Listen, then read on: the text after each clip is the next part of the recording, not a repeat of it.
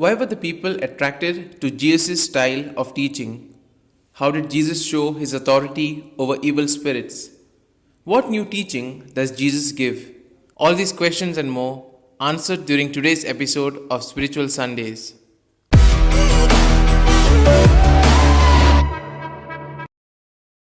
Jesus possesses the Holy Spirit and carries the good news of God's love for humankind.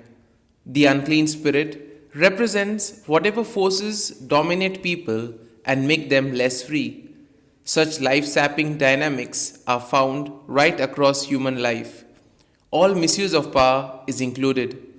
We see it everywhere. But for Jesus, power is simply for the service of others, as in this healing scene. The Gospel tells us about a different style of teaching. Jesus teaches with authority, differently from the way the scribes do it. The first thing that the people perceive is the diverse way in which Jesus teaches. It is not so much the content, but rather the way in which he teaches that impresses the people. For this reason, by his different way, Jesus creates a critical conscience in people concerning the religious authority of that time. The scribes of that time thought quoting the authority. Jesus does not quote any authority, but he speaks beginning with his experience of God and of his life. His word is rooted in the heart. Jesus would take day-to-day examples from the lives of the people and use it to speak about the kingdom of God. As a result, the people were able to easily grasp the teachings of Jesus. The Gospel also emphasizes Jesus' authority over unclean spirits. Jesus shows his authority over unclean spirits.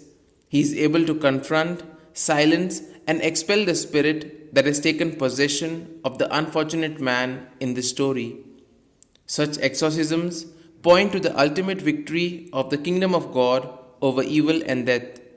Jesus struggles and expels the power of evil which takes possession of persons and alienates them from themselves. Even today also, many people live alienated from themselves, deceived by the power of mass media, means of communication, by propaganda of business, etc. They repeat what they hear others say. They live as slaves of consumerism, oppressed by the power of money, threatened by debtors, etc. Many think that their life is not as it should be if they cannot buy what the propaganda announces and recommends. But Jesus tells us that there is something beyond what the world has to offer. The Gospel also focuses on the new teaching of Jesus. The people are surprised and say that Jesus commands even the evil spirits. The first two signs of the good news are these: his different way of teaching the things of God and his power over evil spirits. Jesus opens a new road in order that people can attain purity. At that time, a person who was declared impure could not present himself or herself before God to pray and to receive the blessings promised by God to Abraham. He or she should first purify himself or herself. These and many other laws and norms made the life of the people very difficult and marginalized many persons who were considered impure and far from God. Now, purified by the contact with Jesus, persons could present themselves before God. This was for them a great good news. Here are some points for a personal reflection. Could I really say that I am fully free and master of myself? What do I do to expel the strange power that I encounter in the world?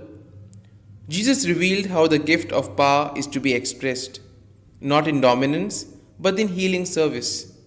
In what way do I exercise my power and authority? These points can be of great help to reflect on today's Gospel. And if you like our reflection, do share the good news of our Lord. Have a good day, and may God bless you all. Amen.